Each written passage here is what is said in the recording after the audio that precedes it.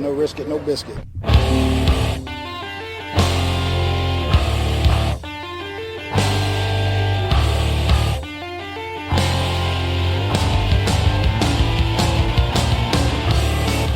Coming from the Arizona desert, presented by SBNation.com. For Arizona Cardinals fans, by Arizona Cardinals fans, with outsider and insider's perspectives. This is Revenge of the Birds.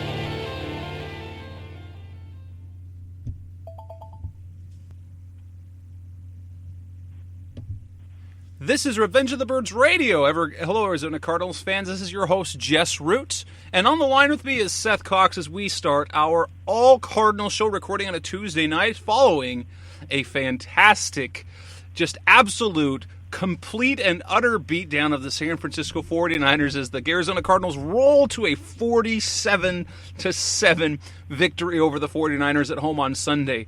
I don't know if I've ever seen a game like that from the Cardinals from start to finish ever. But, oh my heavens, Cardinals fans, we have so much to talk about. And pretty much every single bit of it is as good as the Cardinals sit kind of on top of the world here at 3-0. The national media has started to buy in, even on the ESPN talk shows in the middle of the afternoon. On Monday, there was the question, you see who's the best team in football, and it shows a Cardinals helmet and a Patriots helmet. It's a good time to be a Cardinals fan, isn't it, Seth?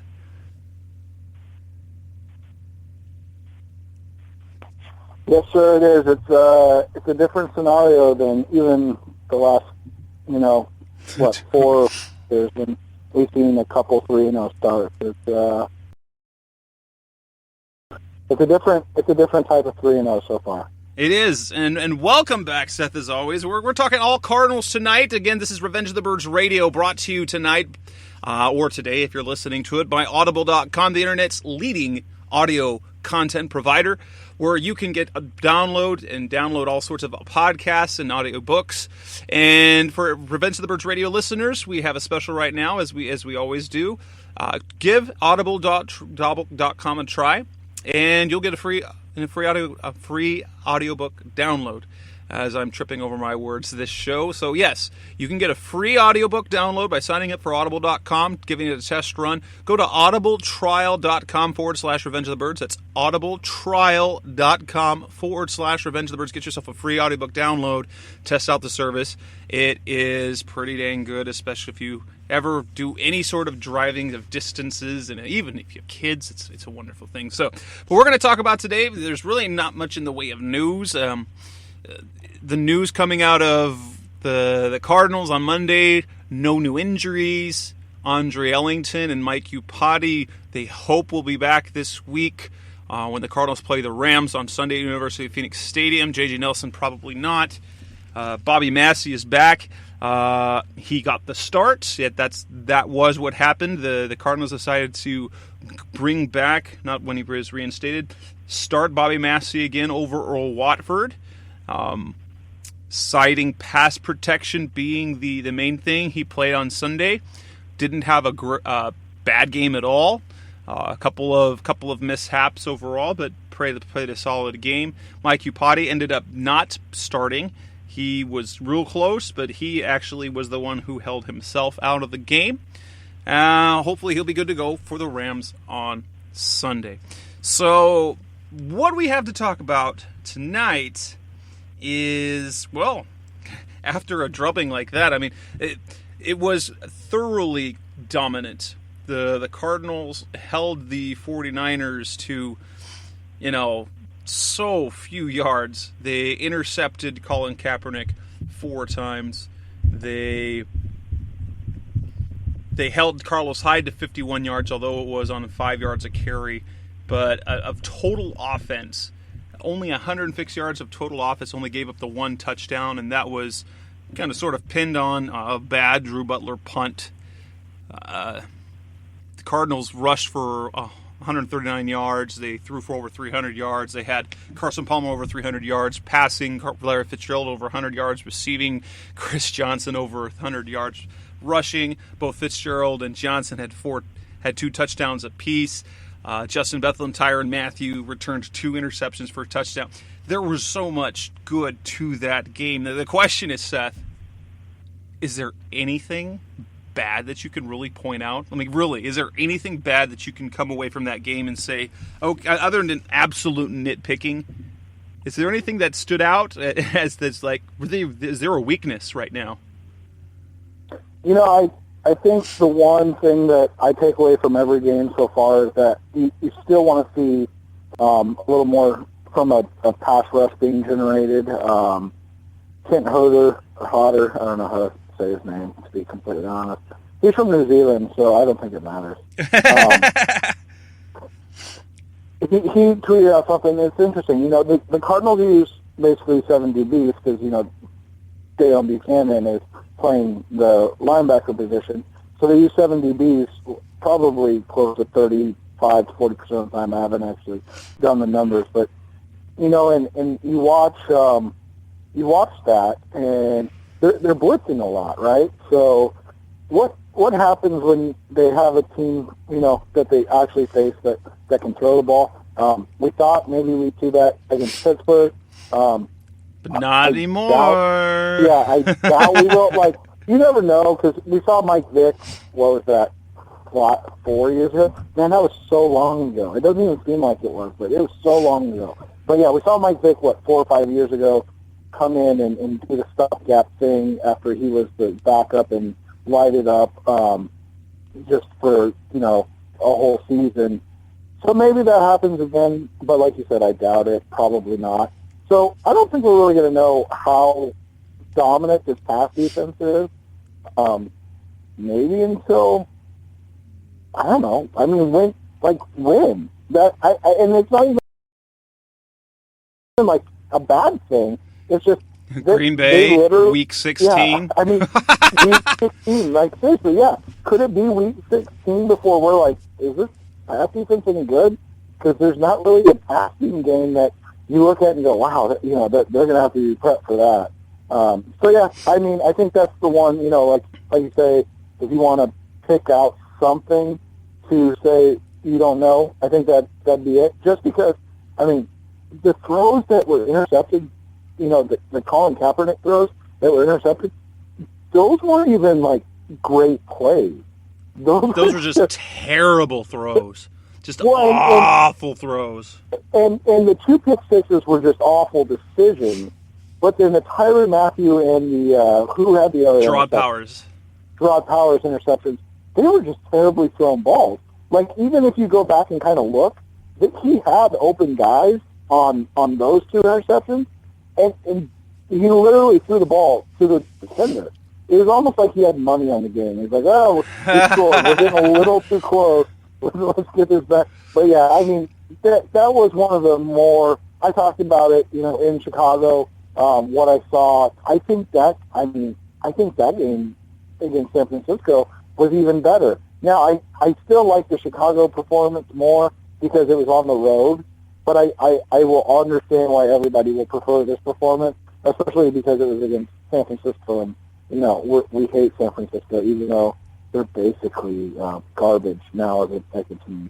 And we will enjoy their garbage performance because it's California, it's San Francisco, it's the Niners, and oh my gosh, if the fan base. Now, I do know some very good Niners fans. That's not to bunch them all, but kind of that whole don't fall for it. Those San Francisco fans aren't terribly different than Oakland fans. They just don't dress themselves into scary black and silver stuff. But they're equally not so very nice fans.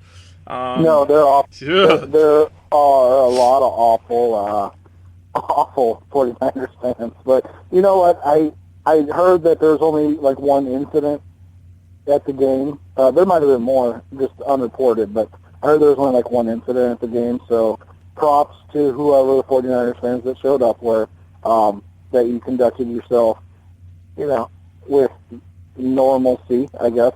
They're probably just, they had no reason to get cocky at all because, they're getting their lunch handed to them. Yeah. But for me, really the one thing that stood out to me, the pass rush, no, they weren't finishing, so they got a couple of sacks. I mean, they got the one by Lamar Woodley, he just decided not to bite on the play fake and just stood there, and he happened to be standing there. Colin saw him, just, oh crap, and just lay down on the ground. The punting game, the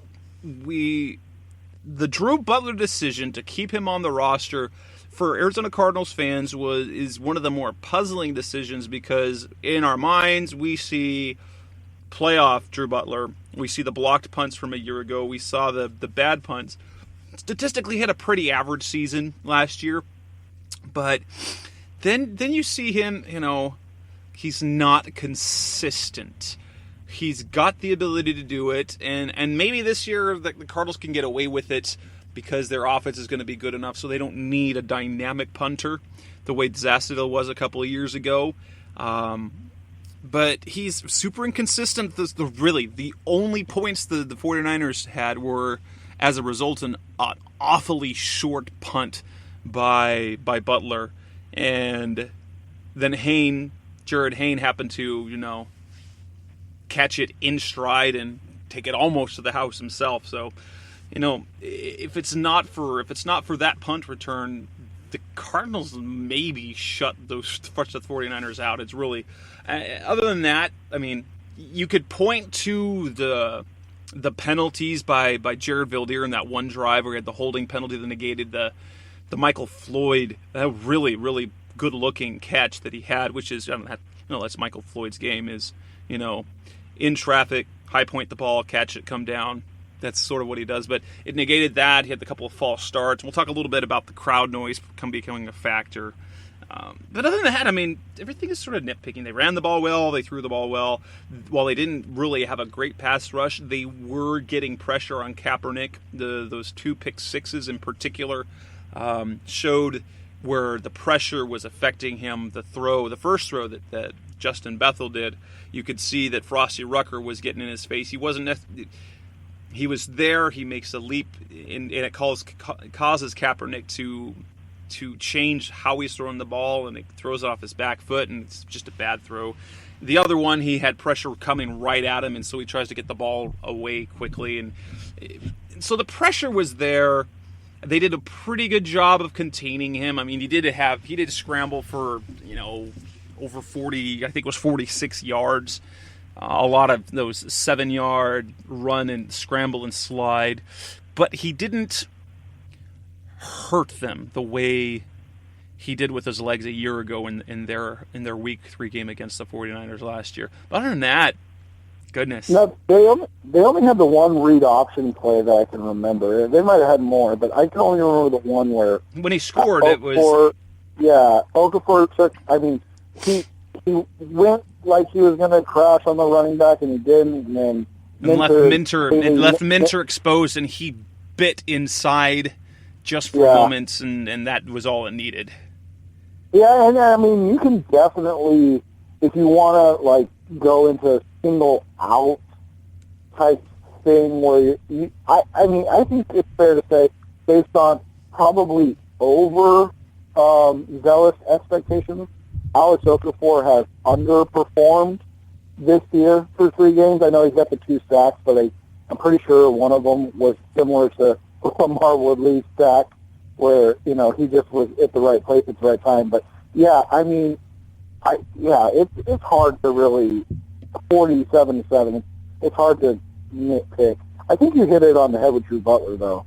I swore I just went through my archives and I can't find it, but I swore I wrote something in the draft about punters to look at, and there was a reason why, and we saw it with the Eagles kicker Corey Parkey or whatever his name is, that he's got a groin issue, and so he's on the IR for the year, similar to Jacksonville last year, and then obviously we've seen Drew Butler for almost a full season now, or a little.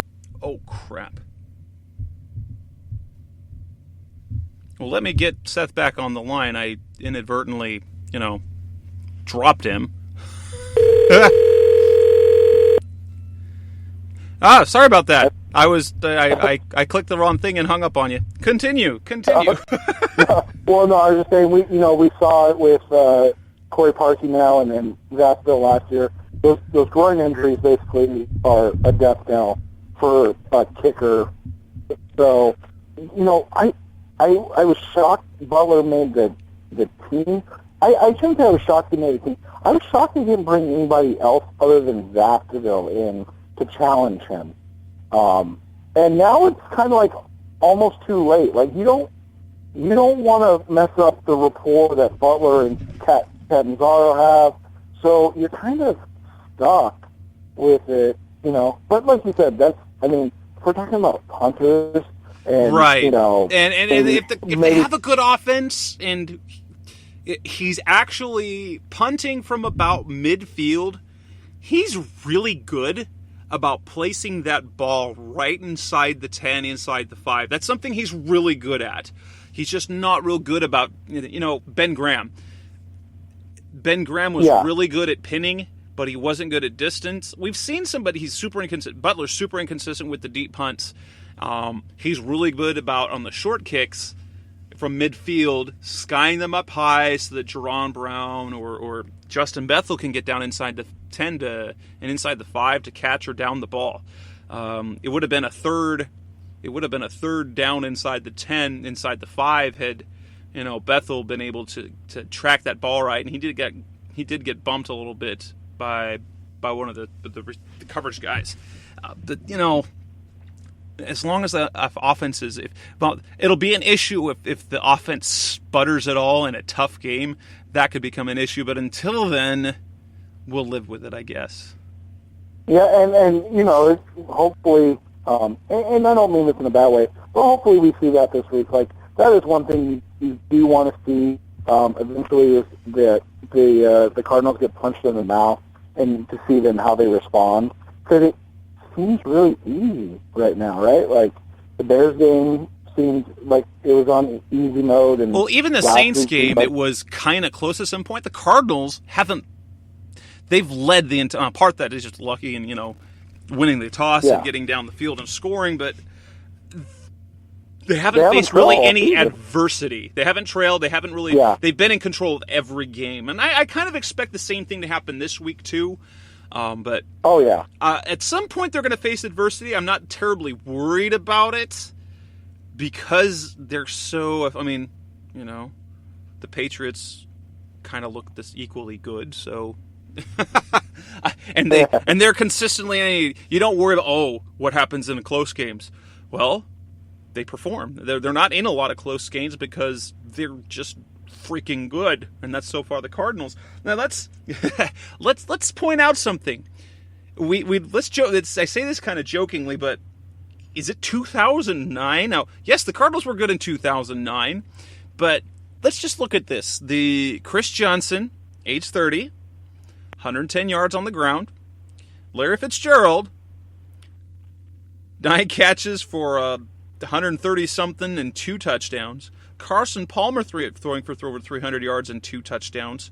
Playing it really good high levels. And Mark Dalton tweeted this stat out from over the Cardinals media relations. He tweeted out that it's the first time since the Raiders in 2002 have had a 300-yard passer, a 100-yard receiver, and a 100-yard rusher, all at least 30 years old.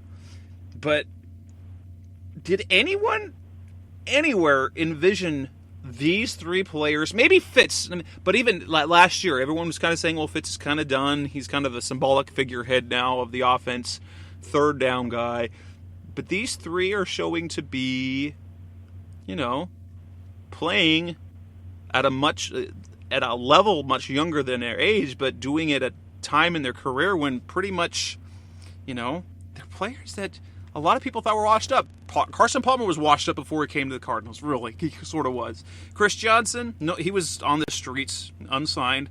Larry Fitzgerald, everyone sort of buried and left him for dead, thinking that, this John Brown, back in 2013, we both were saying Michael Floyd's taken over as the best receiver. John Brown's the new number 1 this year. But what do you see? It's Fitz.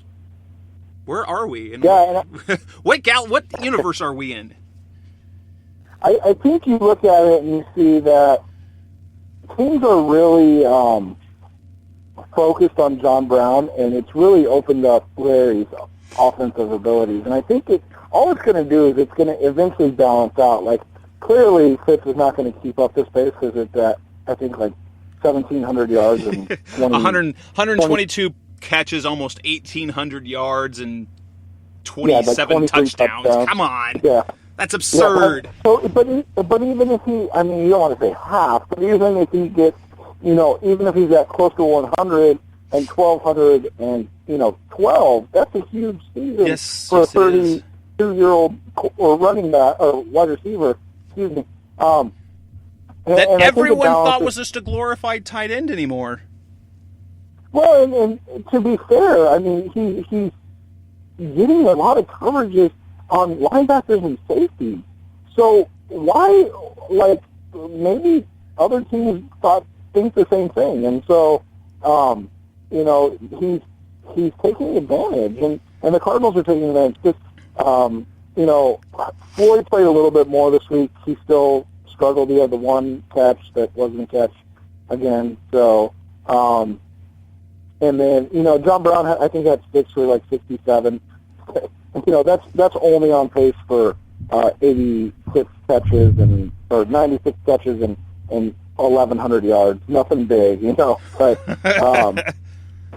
But I mean, I think it's going to balance out eventually with Brown and Fitz. I think they're going to kind of go back and forth all year because eventually the teams are going to have to go, okay, we can't just keep putting a linebacker or an extra safety on Larry Fitzgerald because he's going to continue to eat us alive. So let's put a corner, and then all of a sudden you got single coverage on Brown, and that's going to change up everything. Yeah.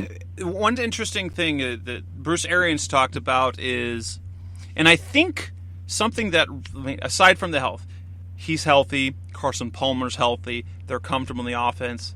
Fitz is really buying into his role, and Bruce Arians is really sort of the vision that he had for what Fitz was going to do, because if you remember 2 years ago, 3 years ago, whatever, the beginning of the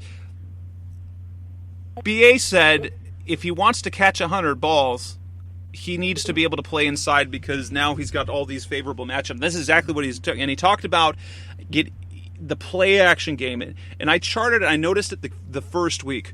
4 of his 6 catches came off play action. I think the play action game, the ability that the Cardinals are actually having of being able to run the ball, is improving Fitz's ability to get these matchups because they're using him a ton in play action. Because on that play action, then he gets that mismatch and ends up wide open in the middle of the field. I don't get it, but the play action game is so much better, and that's where he's getting used. He's getting used in third down, a guy that's right there at the sticks.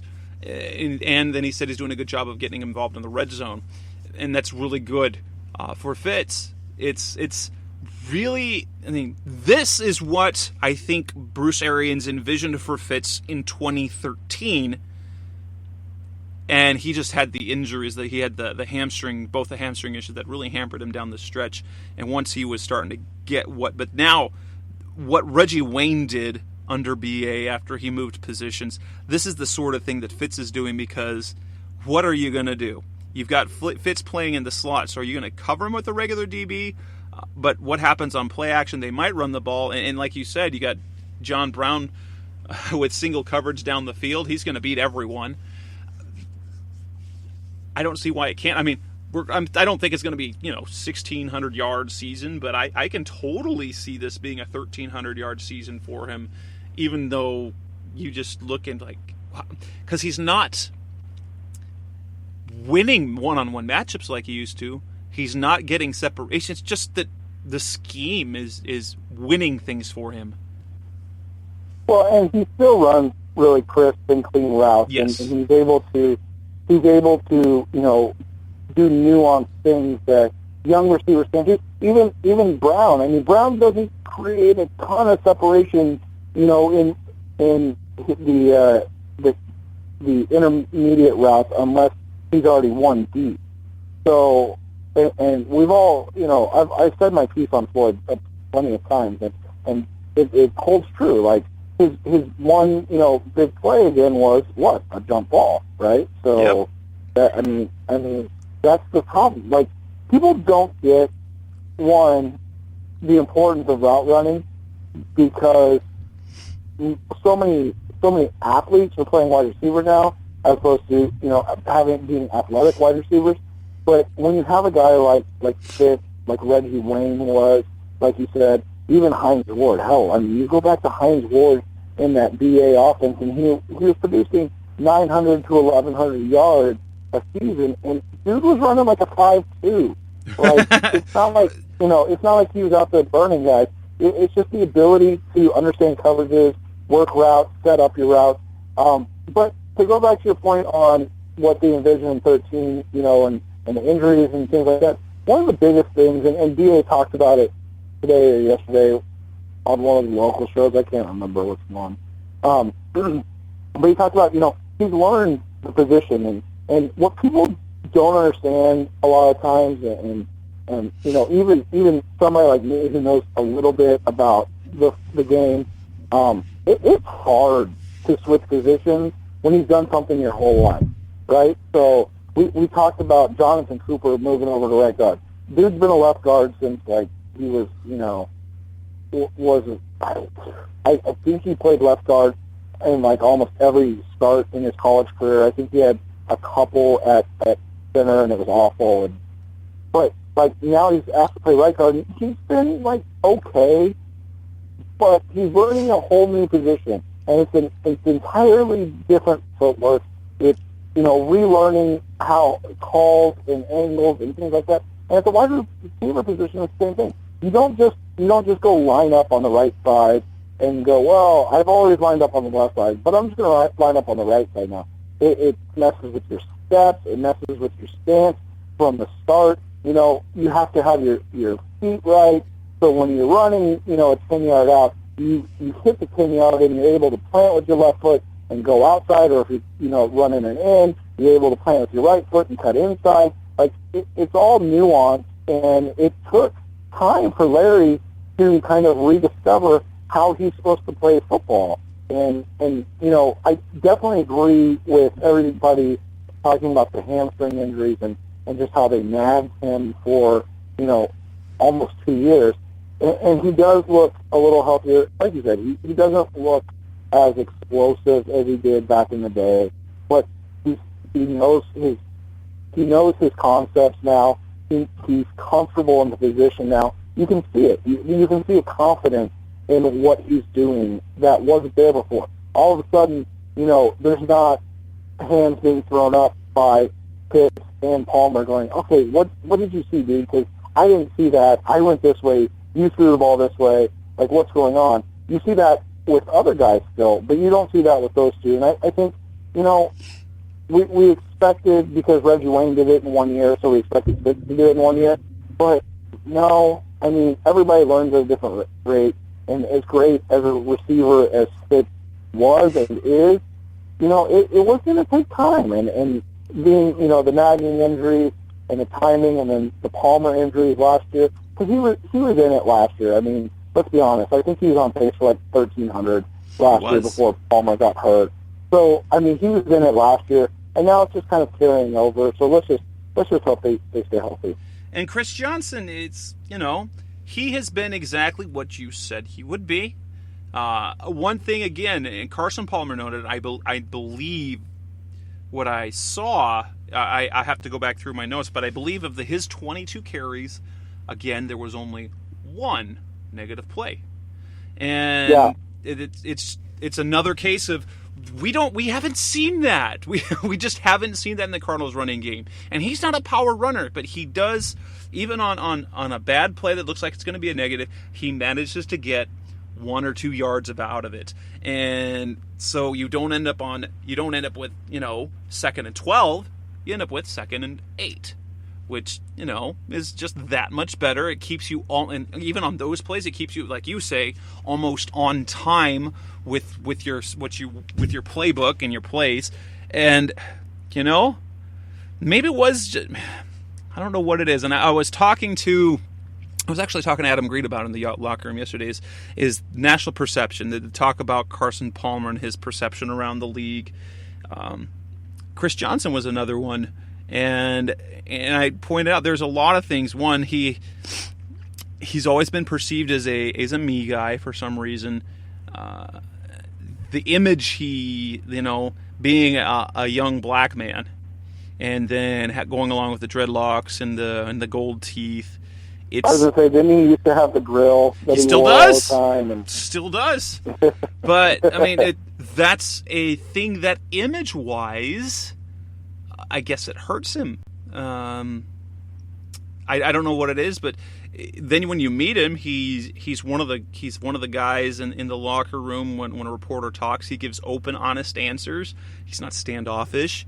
And you look, is working. And I said one of the biggest important. I didn't realize he's going to be as productive as he. You were like, yeah, he's the best running back in that room.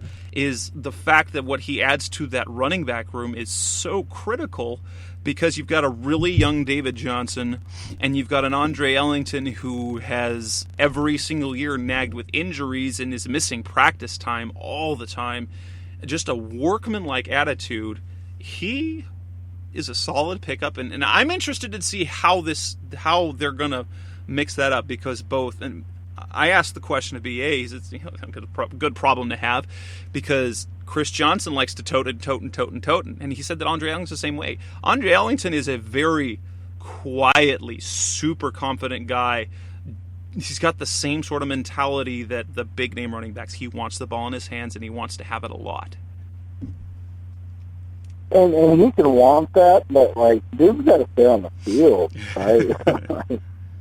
Like I said, I think, and I hope he proves me wrong. I think I was wrong about that. I think I was wrong about the free Ellington thing. I think his usage of, like a 10-carry, 5 reception back, and give Johnson the 20 carries, and just, call it a day. And I'm okay with whatever they do, obviously, but I think, like I said all along, I think Chris is just the best actual running back right now in the group.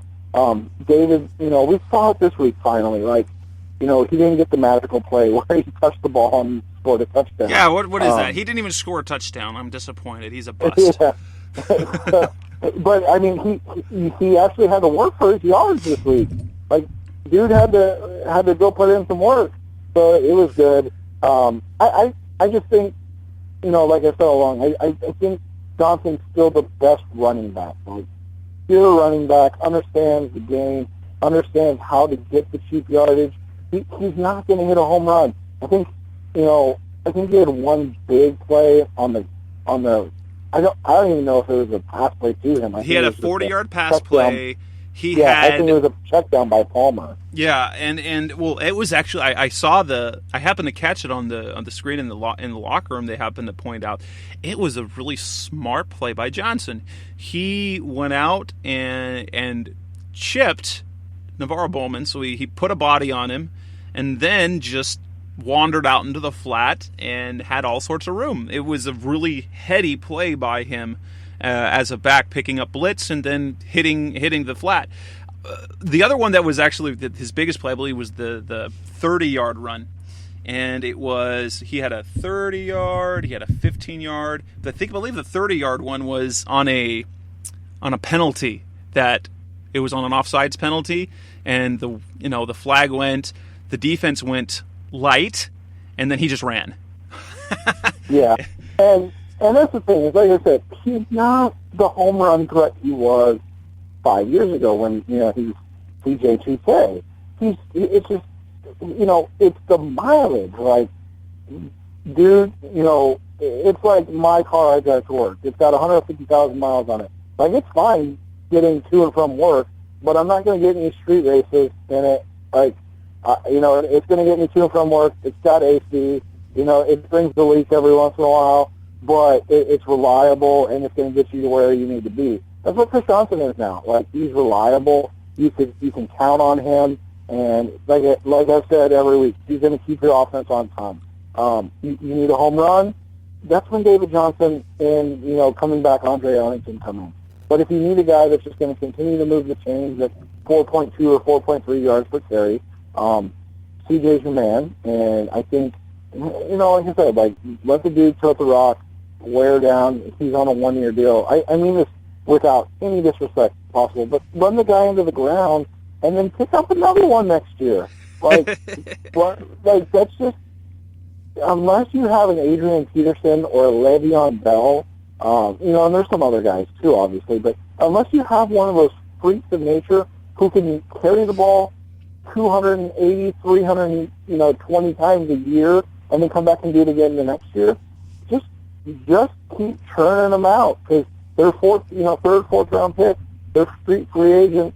Just bring them in, wear them out, and then get a new one. And that's kind of my philosophy now. So that's just how I see it. But like you said, he's produced really well, even above what I thought he could do. I didn't see him being, a 110-yard a game, and he's not, obviously, but 110-yard, 2-touchdown type game. I thought, maybe that's his high side, I guess. And I tweeted that out. I think what you saw in the 49ers game is like his ceiling, and what you saw in the Bears game is kind of his floor. And I think that's where he's going to work if he gets the bulk of the carries. He's going to work in that, 70 to 110-yard range on 20 carries. And sometimes it'll be 3.5 yards per game. Sometimes it'll be 5.5 yards. Yep. Yeah, but it's going to even out to right around that 4.2, 4.3, and I think you can just count on him. Now, Carson Palmer, I think we can say that he is being healthy, being steady now in the third year with the system, that we're probably looking at the same Carson Palmer, talent-wise and now performance-wise, that people saw roughly 10 years ago, when he was emerging as one of the elite quarterbacks. Only he was an elite young quarterback before he got hurt. Now we're seeing that same Carson Palmer, only a wiser one, with better winning talent around him without the headaches. And it's finally there. This is the quarterback that people were expecting when he was drafted first overall. A guy who can perform at these elite levels. And that he's finally here. It just took a long while. It took a while because he was in a mess in Cincinnati. He took on an owner, had his reputation tarnished, ended up with the Raiders, had a mess there, and over the last few years has gone from being a malcontent to selfish to injury prone to washed up, and now he's at the top of the game. He's and we've said this. I've said this before, especially. He's a top 10 quarterback in talent who has had a decent career. Now he's got all the pieces around him, and he's performing like a top 5 quarterback.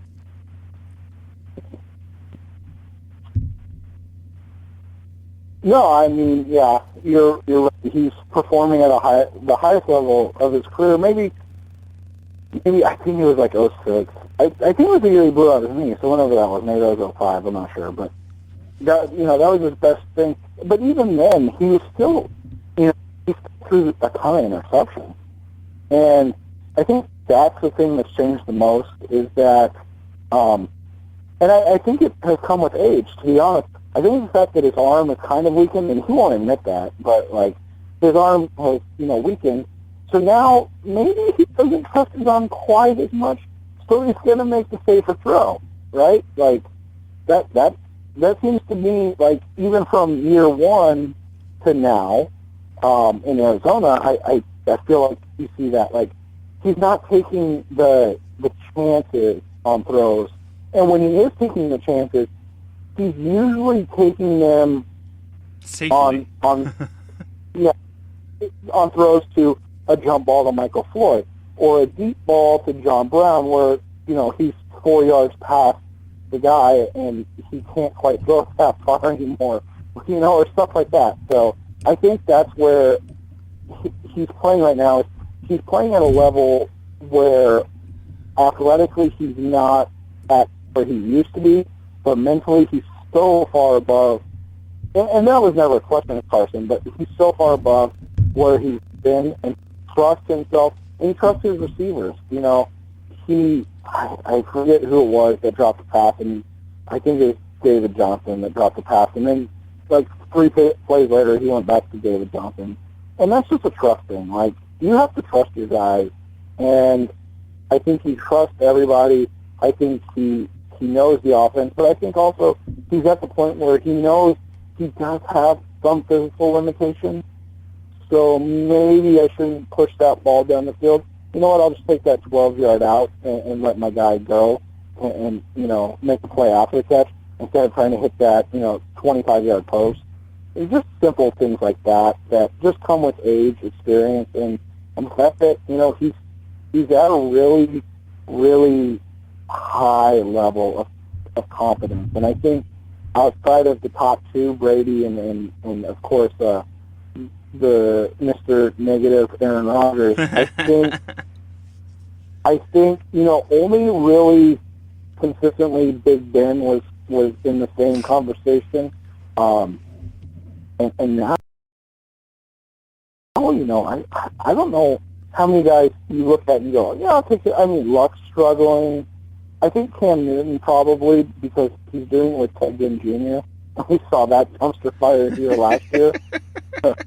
But, I mean, outside of it, yeah, I mean, what, 3-4 quarterbacks right now that you can say, okay, maybe I'll take them over Carson. But that's a huge leap from even last year when he was playing well to now. Now, I wanted to talk a little bit about Kaepernick. I'm going to skip over that. We don't need to talk about Kaepernick. He looked like a dumpster fire, and I've never seen a quarterback seem quite so. And to me, I've never seen a quarterback really, except for maybe Jake Delhomme, just look so lost out there. But I don't really want to talk about that. Let's move on to another compensation. That would be Bobby Massie.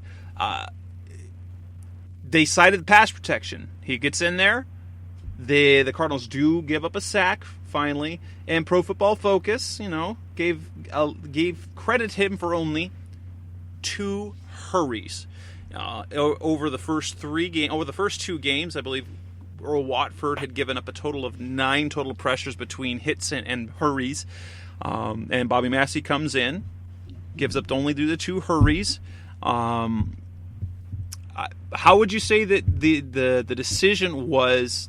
And I have a guy I talked to about some things about the game, and I essentially told him, you know, it's basically a wash. In my opinion, playing Watford over Massie over Watford is pretty much a wash. One's a little better than this, one's another than that. But maybe the decision one way or another doesn't really change the outlook of a game, in my opinion. How do you think that, was it the right call? Should they go with Massie moving forward? And how do you think of his play overall? I think that you kind of hit it on the head. It's a wash.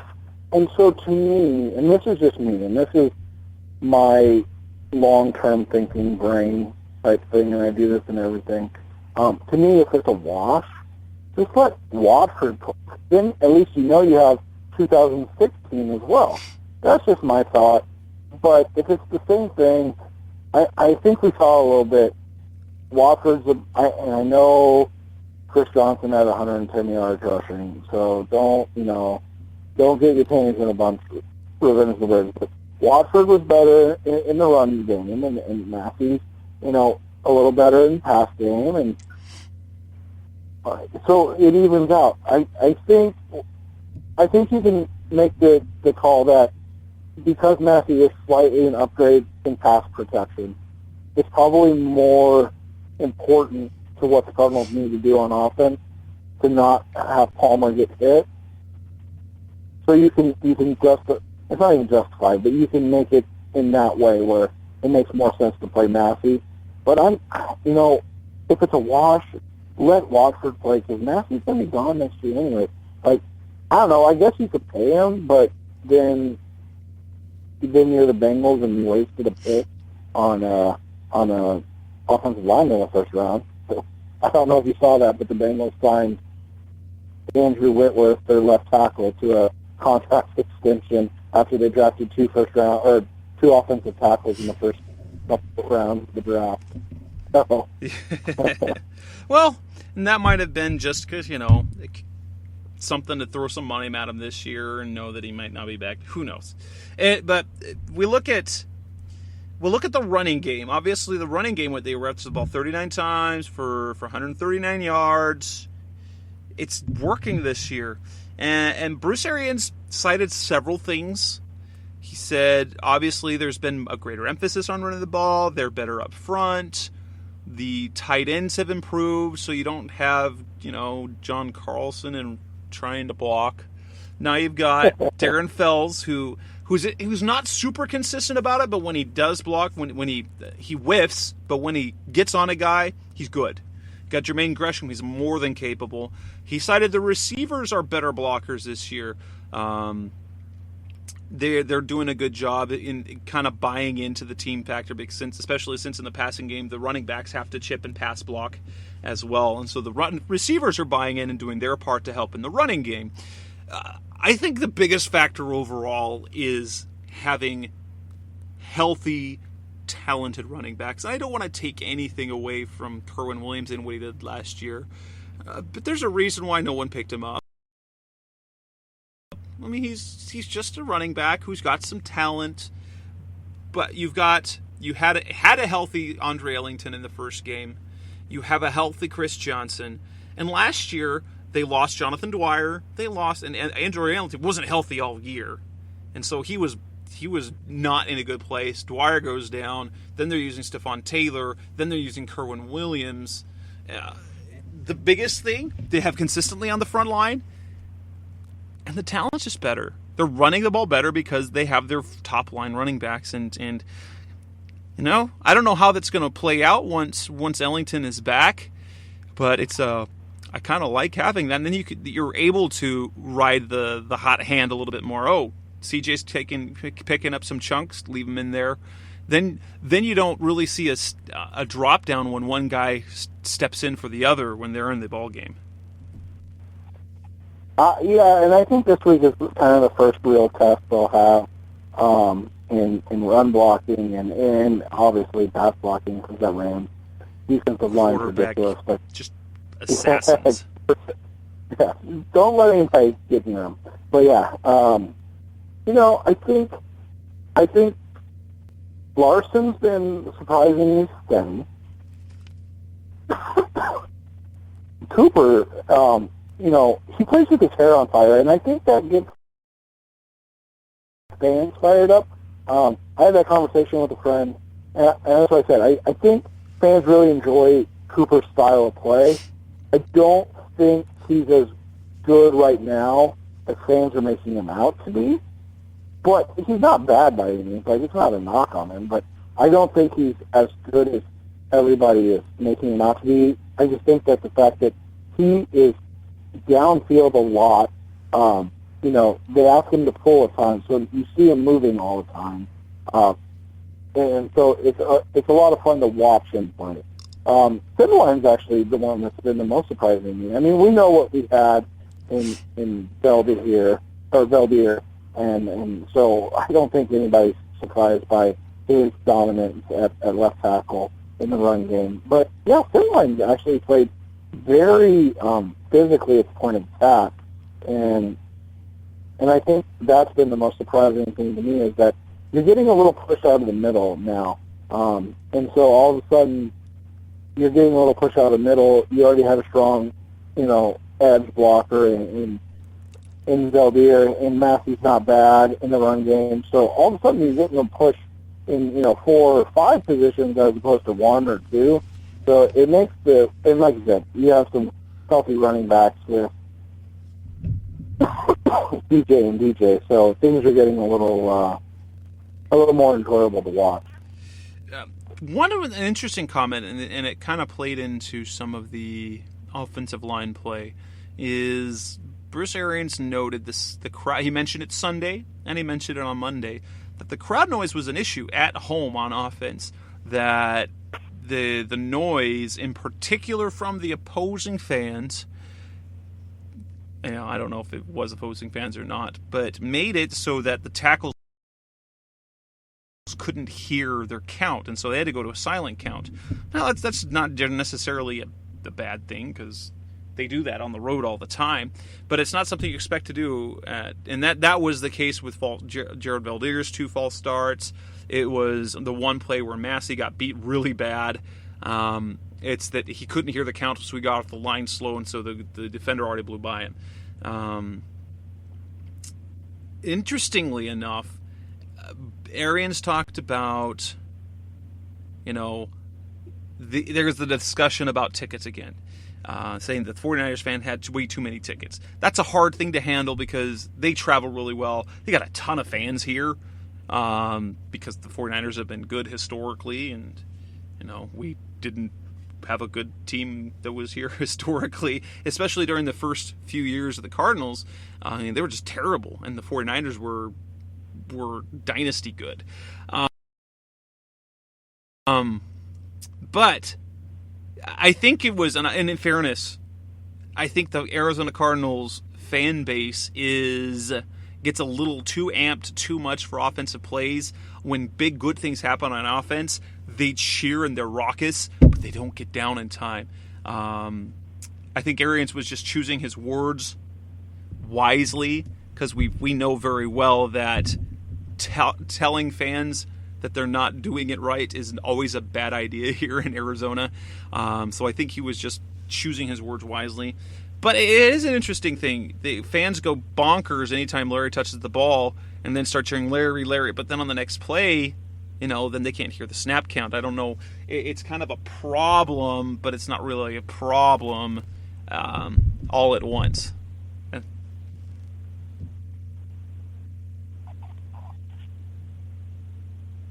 One of the things that comes with, I guess, the young, and the youngness is of, the 1988 predating those, back in St. Louis and whatnot. The youngness is the fact that most of these fans, let's be honest, started paying attention when they moved into the new stadium. And that's not a shot at anybody. That's completely okay. So you're talking about people that have really been fans for, 8, 9 years maybe? And so they're still learning the nuances of actually being fans at the game. It's always going to be an issue in Arizona with, the transient community that we have. It's always going to be an issue with other people being at games. I have a friend that his wife is a Packers fan, and they've already bought tickets for the Packers game. And they know, 400 people that are going. There's a Facebook group of fans that are going to the Cardinals game. So, when Green Bay's here, when San Francisco's here, if Chicago had come to town instead. Detroit last year, we sat up in the upper deck with my kids, and we were in a section. There's probably 200 to 300 in that section, Detroit fans. Hey, that was one of your kids was that too, so. Exactly. You're doing a bad job of raising a kid, Seth. Come on. Yeah, exactly. But that's kind of what it is.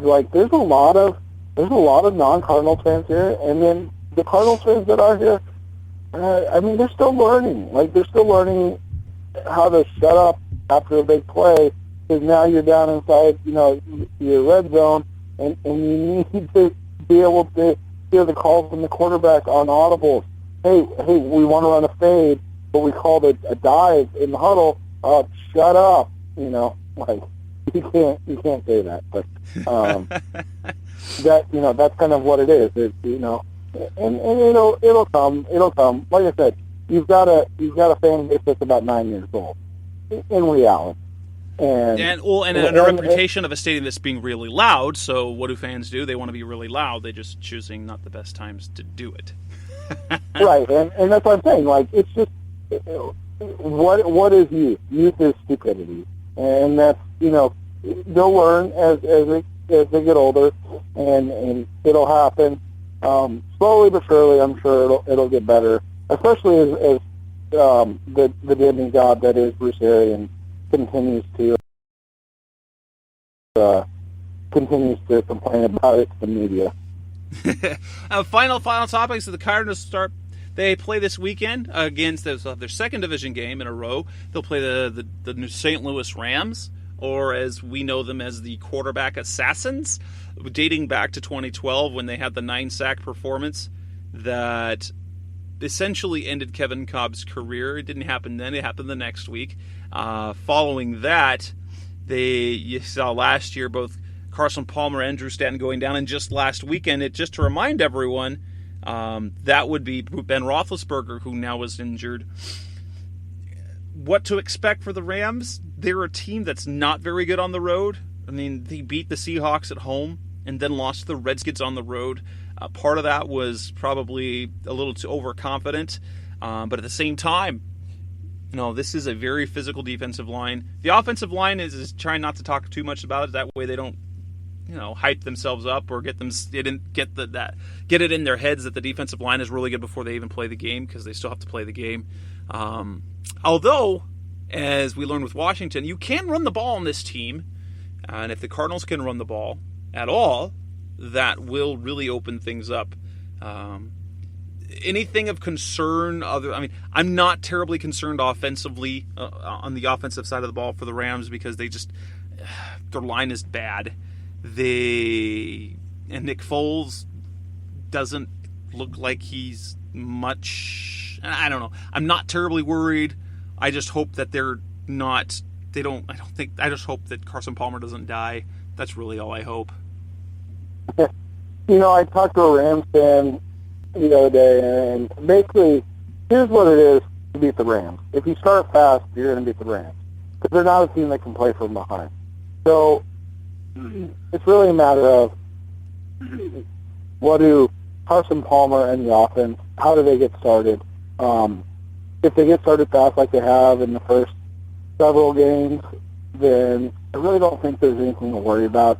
The worry is going to be if it's the second quarter and it's 10-7, and the Rams are able to continue to run the football and set up play action, and and Todd Gurley starting to get into the groove of things, and that's when you have to worry, because and God forbid the Cardinals have to play from behind.